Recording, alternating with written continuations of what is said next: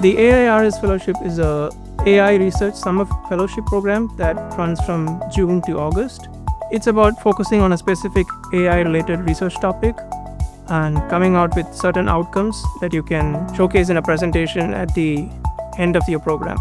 My career objectives, my career goals are to be soaked in the research field of AI.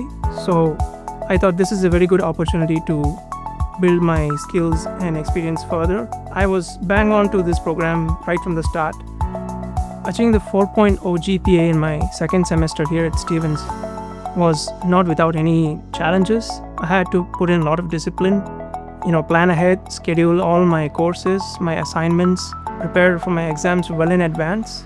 This was really rewarding because I had never achieved a perfect GPA before, and it showed how the effort that you put in can be very fruitful.